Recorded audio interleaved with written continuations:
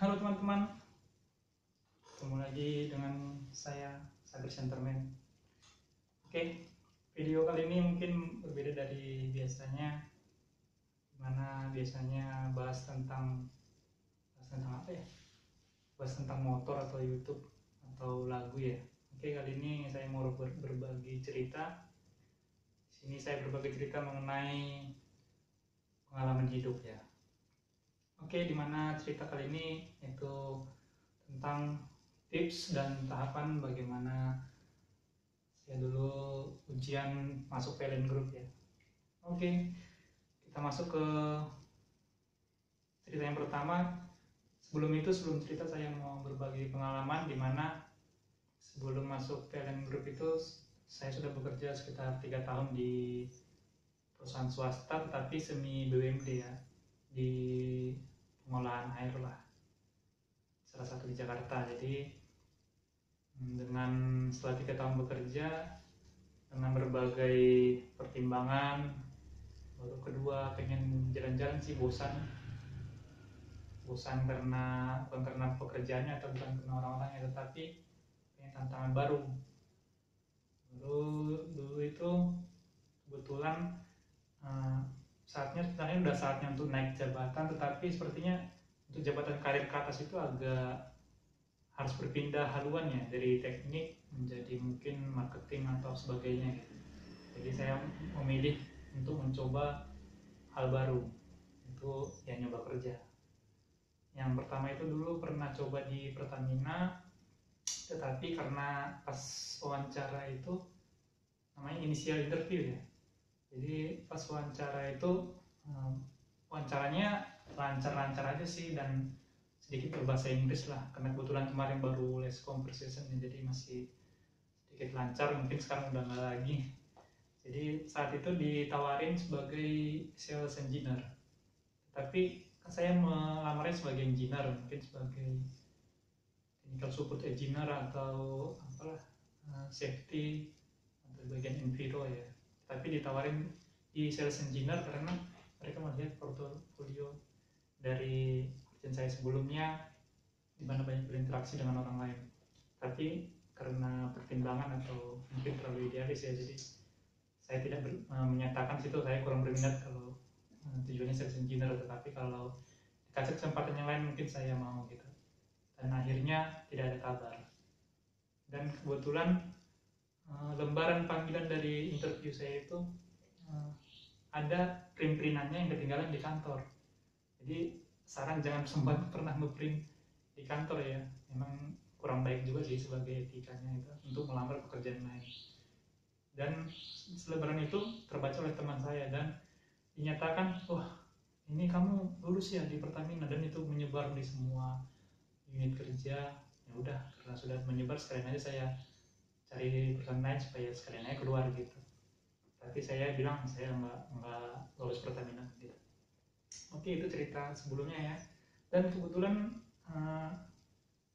saat itu ada buka PLN Group ya, dulu PLN Group, tapi di zaman saya itu di tahun 2016 itu masih masing-masing ya. Bahkan saya kasih tahu, saya dulu ikut ujian di Indonesia Power, dan saya sendiri tidak tahu itu apa Indonesia Power. Hanya saya pernah ke Semarang, saya sering dulu ke Semarang karena dulu pacar dulu tinggal kuliah di Semarang, jadi setiap naik kereta api dari Surabaya itu kelihatan bagus tuh lampu-lampunya atau banyak cahaya itu di pinggir rel kan, dan cari tahu ini apa ya gitu. Dan saya pengen hidup di Semarang dulu, dan saya cari tahu itu perusahaan yang lumayan bagus lah profitnya atau karirnya di Semarang, dan saya temukan Indonesia Power. Tapi saya tidak tahu itu Indonesia Power apa gitu, tahunya pembangkit listrik gitu. Dan saat saya memasukin lamaran juga masih cuek aja sih, apa sih Indonesia Power, ya udahlah coba aja gitu. Dan saya masuk ke tahapan pertama, masukin yang tahap pertama ya, yaitu tes administrasi. Jadi saat itu masih melalui input data ya, di input data di aplikasi, di rekrutmen yang Indonesia Power, dan ada beberapa di email gitu. Dan di situ yang diminta juga ya standar lah, ijazah, surat lamaran gitu, baru TOEFL saya kemarin itu sudah mati 2 tahun ya TOEFL, tapi saya lampirkan TOEFL dan sertifikat saya les conversation di salah satu tempat bimbingan belajar ya, yang belajar bahasa Inggris, dan tidak sangka-sangka ya lolos di tahap administrasi. Jadi di rekrutmen di website itu, jadi website itu saat kita lolos ada pengumumannya langsung, kadang-kadang nggak langsung ke HP, SMS ya zaman itu baru, atau langsung ke email, kadang-kadang hanya di website itu, jadi kita harus sering pantau-pantau websitenya ya. Oke, selanjutnya saat itu setelah lulus administrasi langsung masuk ke tahap kedua, yaitu tes potensi akademik ya, TPA. Itu seperti tes psikologi lah, yang biasanya ada 5 tahap ya. Tahap pertama itu seperti menghitung, baru permainan kata, baru permainan gambar, dan tahap ketiga itu ada seperti menggambar, jadi kita suruh menggambar sepertinya pohon atau tanaman berbuah dan gambar manusia gitu, dan dikasih tahu kelemahan kelebihannya gitu. Jadi tipsnya di situ saya menyesuaikan dengan diri kita sendiri. Contohnya saya dulu menggambar orang pendaki gunung membawa carrier. Jadi tulis kelebihannya apa, dia gigih, baru biasanya setia kawan, baru suka tantangan gitu. Kalau 3 kelemahannya biasanya kurang rapi ya, bisa sih pendaki gunung kurang rapi gitu, baru suka lupa waktu karena nikmat di alam gitu kan, lupa gitu. Tapi jangan kelemahan-kelemahan itu menjatuhkan banget gitu. Baru ketiga apa ya, ketiga mungkin ya itulah, suka dadakan ya, jadi nggak berencana, udah pergi aja gitu, namanya juga petualang zaman dulu ya. Jadi saya selalu menggambar itu, dan kalau pohon itu saya biasanya menggambar pohon mangga karena dia pohonnya rindang, sejuk, dan berbuah manis gitu. Jadi gitu sih saya kasih keterangannya. Dan biasanya ada yang kita disuruh nyusun gambar kan, kayak titik dibuat jadi tanda panah, baru ada garis-garis dibuat jadi tangga. Itu semua harus mencerminkan diri kita sendiri. Jadi tanda panah kita punya target, atau jadi bentuk jam kita mengatur waktu, atau anak tangga kita punya step-step karir ke depannya. Jadi tips psikologi itu aja sih. Dan kalau yang TPA kan bisa dipelajari biasanya, banyak sih buku-buku, kecuali memang dari awalnya udah pintar gitu. Saya sih nggak pintar-pintar banget, hanya sudah sering dulu waktu tes akpol atau tes di perguruan tinggi dan perusahaan sebelum-sebelumnya gitu. Kebetulan ini ujian pertama saya di PLN Group ya, karena sebenarnya saya nggak terlalu berminat sih di PLN karena pengennya di swasta atau pengusaha gitu. Hanya kebetulan saja ya udah coba aja, pengen sih gimana sih rasanya kerja di sini gitu. Karena sama-sama dulu alasan saya kan sebelumnya di air, sekarang di listrik, sama-sama pelayanan lah ke masyarakat gitu sih. Itu inilah basa-basinya.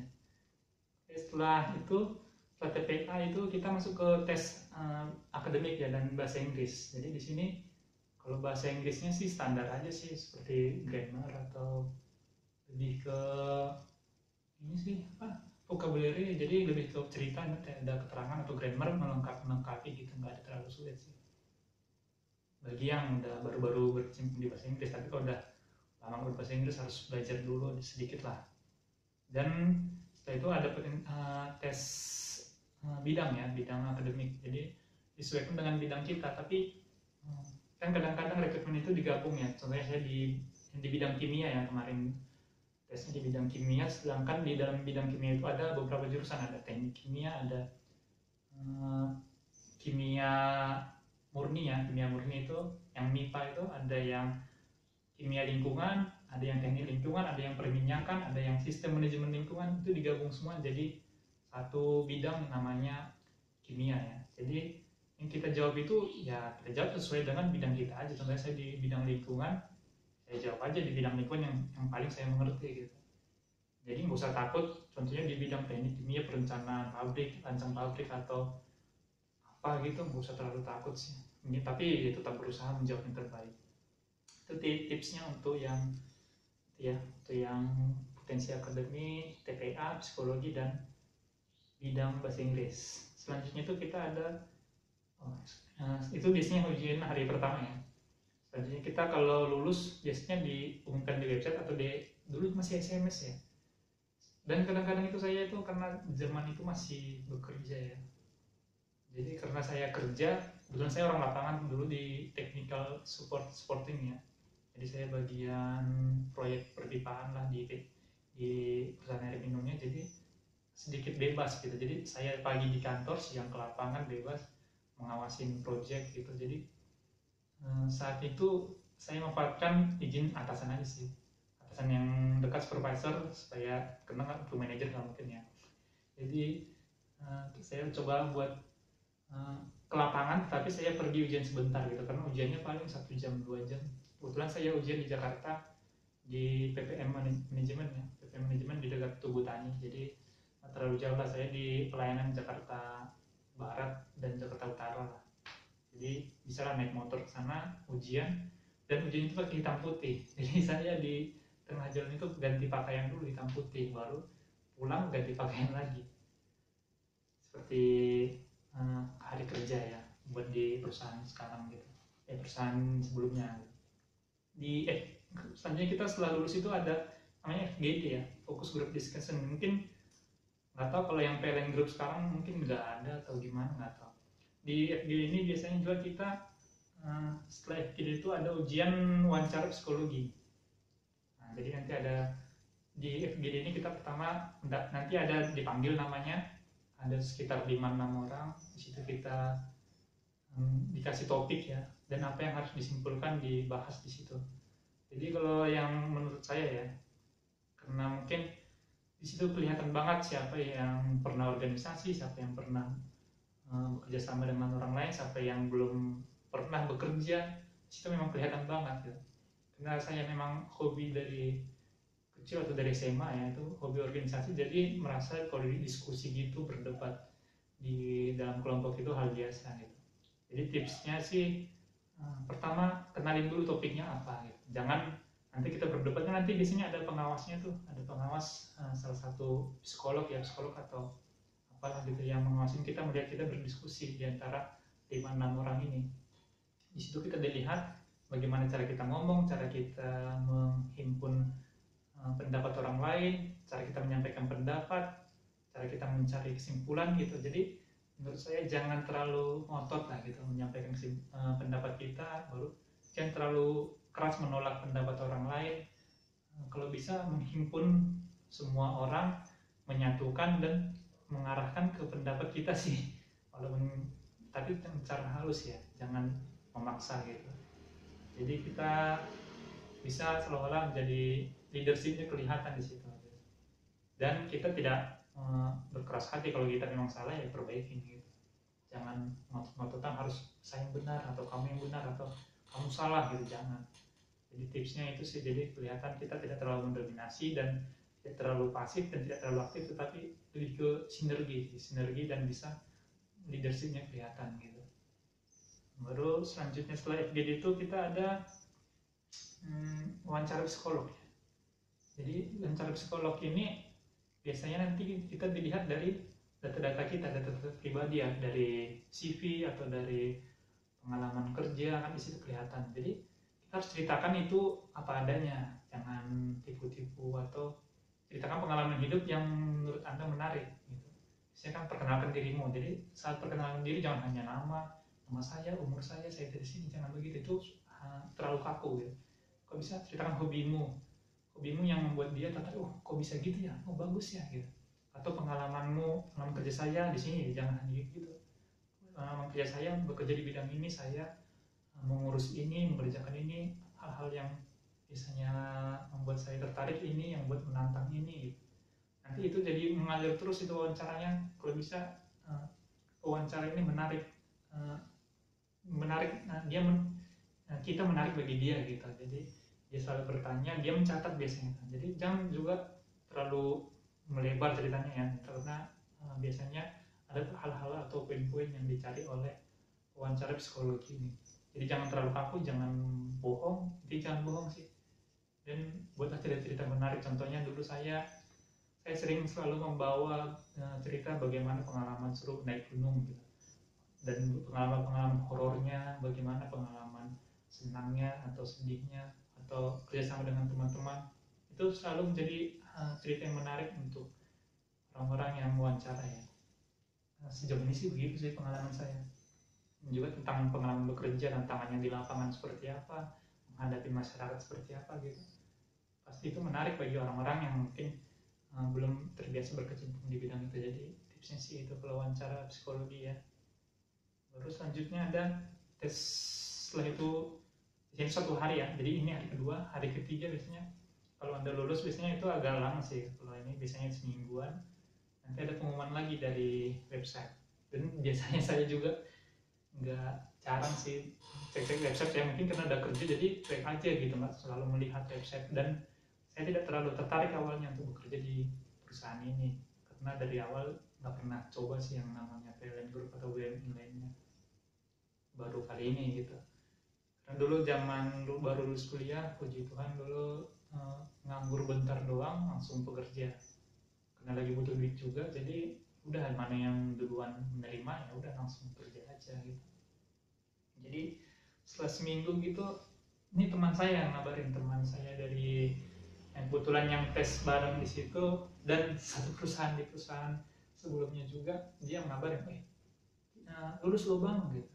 Loh, kamu gimana? Malah dia yang nggak lulus tapi dia yang ngabarin ke kita gitu. Tapi ya udah, kebetulan adik kelas saya juga di kampus dulu, bahkan dia yang nggak lulus ngabarin saya yang lulus gitu. Ya udah, mungkin sudah memang jalan masing-masing ya. Jadi setelah itu kita ujian kesehatan ya. Biasanya kesehatan kata orang ya, banyak orang gugur di tes kesehatan, termasuk beberapa teman saya ya. Karena kebetulan saya punya histori kolesterol yang tinggi ya dulu. Jadi tapi sebelum itu saya tidak berencana atau apa-apa, tapi memang sudah diet kolesterol karena memang pusing ya kalau kolesterol yang tinggi. Jadi di situ saya ikut yang pertama tes kesehatan fisik. Jadi tes kesehatan fisik ini zaman itu ya paling ya fisik luar diperiksa, maksudnya lingkar perut, lingkar dada gitu, itu dicek gitu. Jadi jangan terlalu berlebihan yang perutnya ke depan. Baru tes fisik itu ada lari ya, lari di treadmill. Jadi kita dipasang alat pacu jantung ya, jadi dicek kondisi jantung kita, nanti ada kemiringannya, elevasi treadmillnya berapa, kecepatan treadmillnya berapa, itu nanti diukur sama biasanya pakai jasa orang perusahaan ketiga ya, untuk vendor lah yang menyediakan jasa medical check up gitu. Oke, selanjutnya setelah tes fisik ini ada juga tes biasa, tes mata, baru tes audiometri ya, pendengaran. Kalau untuk audiometri ini tipsnya sih tenang, Anda harus tenang, hening. Bahkan saya beberapa kali tutup mata, jadi setiap kedengaran suara gitu langsung tekan. Lalu biasanya ada tips kedua itu biasanya operator yang memutar dan menekan bunyi itu ada jedanya sekitar 5 detik atau 3 detik, itu harus kita perhatikan. Jadi kalau kita nggak dengar, kadang-kadang saya tekan gitu kan, setiap 5 detik dia putar kan, saya tekan lagi gitu, kalau nggak terlalu kedengaran. Tapi itu sepertinya berhasil, tapi bukan mau bohong. Kalau memang nggak kedengaran ya udah nggak usah gitu. Selanjutnya tes ya biasalah gigi. Mungkin setelah itu nanti ada biasanya langsung tes kesehatan, biasanya atau 1 hari atau 2 hari lah, tes kesehatan dalam ya, laboratorium.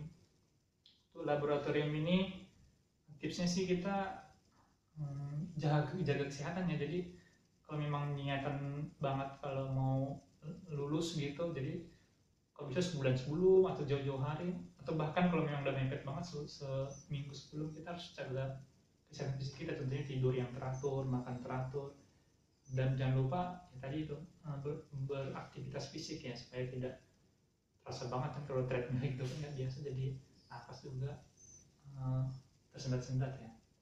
Dan di tes itu kita dicek pertama itu darah, jadi ada darah sebelum makan dan gula darah setelah makan, itu biasalah di medical check up. Selanjutnya gigi, mata tadi udah, berurin, urin juga dicek.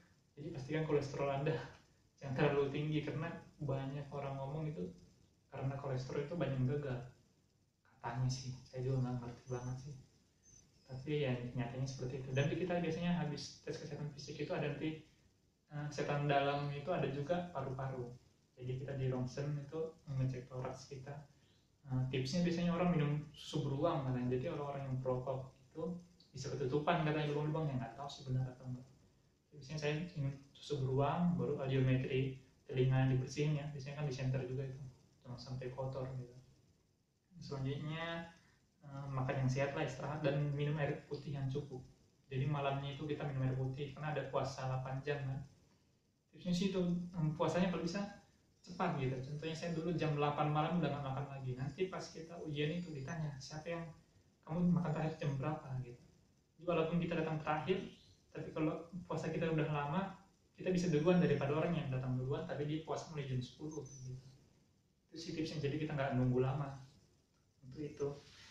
Dan tunggu saya lihat lagi, cek darah udah, air putih, dan terakhir itu ada pemeriksaan yang mungkin orang udah biasa sih, tapi beberapa orang masih sensitif, yaitu bagian tubuh bagian dalam ya. Jadi dicek nanti, mohon maaf ya, itulah bagian buat pembuangan depan dan belakang gitu. Nanti ada dokternya disesuaikan, kalau cewek nanti diperiksa oleh dokter cewek dan laki-laki diperiksa oleh dokter laki-laki, dan santai aja gitu, nggak usah terlalu kaku. Tapi mungkin yang pertama kali sih biasa sih kaku. Dulu teman saya malah pas disuruh buka celana gitu, ya semua dibuka, sepatunya dibuka, celananya diturunkan semua. Padahal maksud bukanya itu cuma diturunin doang, diperiksa udah selesai. Jangan sampai dibuka semua. Sampai dokternya ngomong, lu kirain gua homo gitu. Jangan sampai seperti itu ya. Selanjutnya itu tes kesehatan mungkin sudah semua ya. Dan intinya ya itulah, jaga kesehatan, tenang, dan ya kalau pakai tips-tips yang tadi sih nggak masalah sih, kan ya dibilang bohong juga enggak sih. Oke. Dan tahapan terakhir itu biasanya agak lama, ini bisa sampai 2 minggu tergantung proses rekrutmennya ya, butuh lama atau ada proses yang mengganggu di kantor. Tapi biasanya saya itu dulu agak lama sih, ada 2-3 minggu atau bahkan sebulan gitu, baru ada panggilan wawancara user gitu. Dan itu waktu sebelum tadi itu yang kita tes kesehatan tadi itu kan ada jeda tuh buat tes fisik yang kedua itu ya, tes fisik dan tes lab tadi. Jadi ada dikasih gelang biasanya, dan gelang itu nggak boleh dilepas katanya sih, seperti itu. Nggak tahu sih itu hanya ngetes doang atau gimana. Jadi pas saya di kantor itu saya ada gelangnya itu dari labnya itu, dan saya kasih jam, jadi nggak kelihatan saya habis tes kesehatan buat kerja gitu.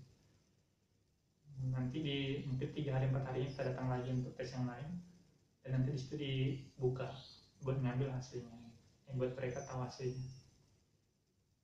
Mungkin sedikitnya sih seperti itu ya.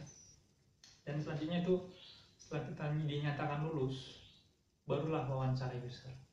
Nah, setelah saya lulus, ini kan ada 7 tahap nih, ini tahap 8. Nanti setiap tahap itu setiap kita lulus itu ada capnya ya. Nanti saya cari filenya, nanti kalau ada saya lampirkan di sini di video ini. Dan di tahap 8 saya berpikir, saya nggak terlalu serius dan nggak tahu ini perusahaan apa juga, tapi kok bisa sampai 8 ya? Apa memang ini jalan-jalannya buat saya gitu?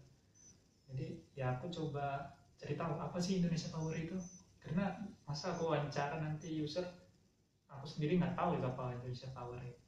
Akhirnya aku cari tahu, dan barulah tahu kalau Indonesia Power ini adalah salah satu dari PLN Group ya. Jadi mungkin buat Bapak Ibu yang wawancara saya dulu, mohon maaf, karena memang ya begitulah kenyataannya. Jadi saya cari tahu tentang Indonesia Power itu mungkin sehari sebelum wawancara.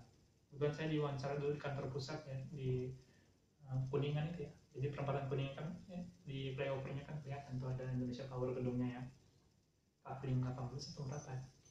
Diwawancara di kantor pusat itu juga saya wawancara itu seperti biasa, saya di jam kerja. Jadi saya izin setengah hari, bukan izin sih, sebenarnya izin hanya ke atasan doang, ke lapangan gitu, tapi saya izin di sana gitu. Dan di situ tipsnya untuk wawancara, pertama kenalin dulu apa perusahaannya. Maksud kita wawancara kita nggak ngerti perusahaannya. Baru kedua itu tipsnya, kira-kira kita nanti kerja di situ di bagian apa ya?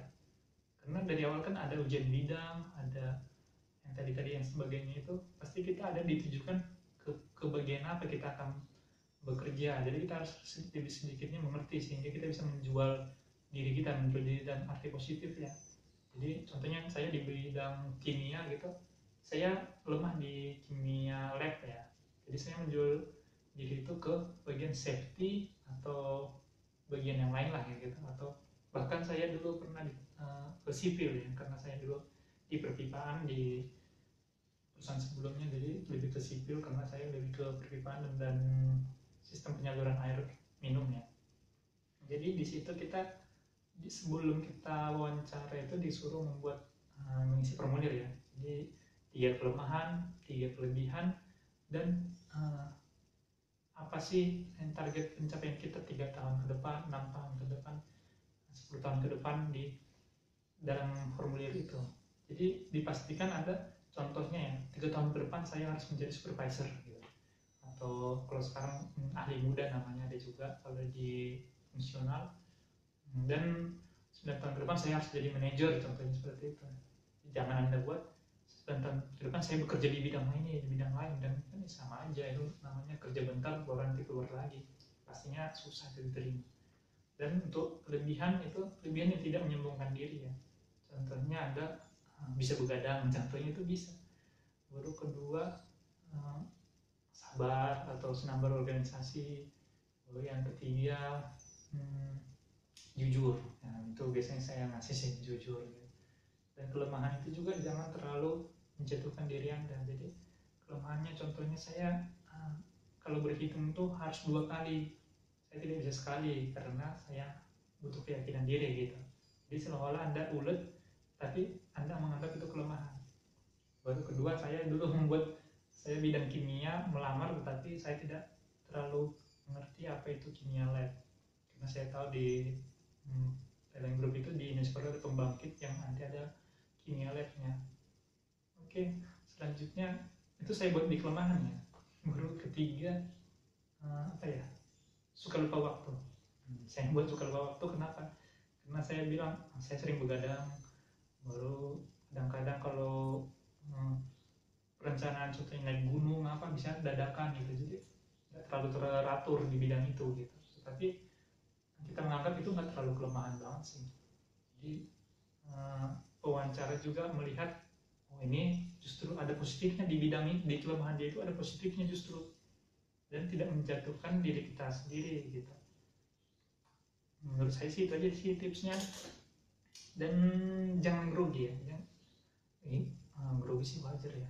Justru teman saya dulu yang wawancara sebelum masuk mungkin dia masih fresh graduate ya, jadi grogi banget mau masuk, sampai ke toilet sampai 5 kali 6 kali tetap aja grogi gitu.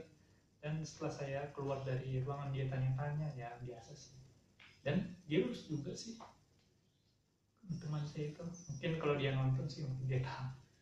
Jadi itu sih tipsnya untuk wawancara user. Dan bisa jadi apa yang Anda sebutkan di wawancara user itu nanti menjadi karir Anda di perusahaan ini. Karena saya mengalami itu, nanti untuk pengalaman itu nanti saya ceritakan di video berikutnya. Kenapa saya katakan wawancara user ini sangat berpengaruh ya. Apalagi nanti yang mewawancarain itu satu bidang dengan kita, karena biasanya yang mewawancarain kan satu bidang. Biasanya yang user itu bidang yang mengerti dengan jurusan kita, yang kedua yang bidang dengan mengerti psikologi ya, biasanya dia orang-orang HRD ya, atau bagian SDM gitu, atau bagian talenta. Setelah user tadi itu tahap terakhir ya. Tahap terakhir itu juga kita harus menceritakan pengalaman menarik yang kita ceritakan tadi di psikologi ya, psikologi, sehingga contohnya pengalaman di pekerjaan sebelumnya dan apa sih tujuan kita bekerja di sini. Karena zaman itu saya ditanya kenapa pindah kerja, bukannya enak ya perusahaan lama. Saya bilang enak, tapi kan saya kalau di perusahaan lama hanya melayani orang Jakarta, masyarakat Jakarta. Tapi kalau di perusahaan baru saya bisa melayani seluruh Indonesia gitu sih. Jadi bahasa-bahasanya seperti itu. Dan bahasa-bahasa yang kedua apa lagi ya? Oh iya, ditanya kan Anda jurusan kimia, teknik lingkungan dan fokus kimia. Kenapa lemah di kimia? Saya nyatakan langsung, karena saya dari SMA ceritanya saya dibenci guru kimia, sering bandel dulu, dan nilai-nilai saya di transkrip itu kelihatan kimia itu ada BC atau C bahkan, tapi itu bisa saya tutup dengan nilai-nilai yang lain yang bahkan A dapat atau B, jadi IP itu tetap di atas 3 seperti itu. Jadi hal-hal kayak gitu bisa menarik usernya untuk wah ini orangnya berpotensi sih, dan emang kamu mau ngerjain apa di sini, sampaikan juga. Saya tahu bagian safety saya suka, bagian project mungkin karena di kita juga ada project kan di perusahaan PLN Group ini, dan bisa juga di bidang sipil. Jadi sampaikan kelebihan kita di situ tanpa terlihat sombong ya. Dan bisa kita menyampaikan dengan baik, tenang, kelihatan oh ini orang udah bisa bekerja nih, udah bisa berkomunikasi, udah bisa bersinergi dengan orang-orang lain seperti itu. Karena kalau pintar aja tidak bisa kerjasama, tidak bisa sinergi, mungkin sulit ya. Tapi mungkin di bidang-bidang tertentu itu diperlukan sih. Oke. Dan setelah itu barulah dinyatakan Anda lulus di PLN Group seperti itu. Dan untuk yang sekarang ya PLN Group itu kan nanti isinya ujiannya 1, setelah itu nanti disebarkan ke beberapa anak perusahaan, dan ada sampai banyak lah. Bahkan kita punya anak perusahaan juga, Indonesia Power, bahkan ada beberapa teman kita ditempatkan di anak perusahaan juga, tapi tetap status kita di PLN Group. Dan untuk masalah pendapatannya sih nggak beda-beda jauh lah, nanti bisa diterangkan di video berikutnya. Dan biasanya ditanya kan, gaji Anda berapa sekarang? Sekian gitu. Gaji di sini tahu kan berapa, digituin nanti. Dan ya itu bisa cara Anda cari tahu sih, nanti banyak dulu sih di Kaskus ada banyak ya. Dan bahkan saya juga sebenarnya ragu sih dulu awalnya meninggalkan perusahaan lama, tapi saya memikirkan ada hal-hal lain yang bisa saya dapatkan di sini gitu, baik itu pengalaman, cerita atau apalah. Walaupun dulu awalnya jauh banget ya beda gaji di perusahaan lama dengan yang di PLN Group ini, apalagi zaman UJT itu wah setengahnya nggak nyampe gitu, jauh lah setahun lagi UJT-nya. Jadi itu cerita lain lah, cerita setelah kita lulus apa sih yang kita mendapatkan dan kita lakukan di PLN Group ini, nanti cerita di video selanjutnya. Oke, mungkin itu aja ya tips-tips dan tahapan ujian di PLN Group, khususnya di Indonesia Power, karena sekarang di semua rekrutmen itu di handle sama PLN Group ya. Jadi saat Anda ujian di PLN Group harus siap ditempatkan di semua perusahaan, anak perusahaan. Untuk anak perusahaannya apa aja ya bisa dicari lah di Google banyak. Oke, berhubung ini malam ya, ini sudah jam 11 malam, jadi mungkin cukupkan video kali ini, semoga bermanfaat. Jika ada pertanyaan seputar rekrutmen ini yang bisa saya jawab nanti, tulis di komentar aja, dan lupa like, share, dan subscribe ya, supaya ya berkembang aja, dan AdSense-nya juga jalan. Oke, sampai ketemu, salam Sagar Centerman.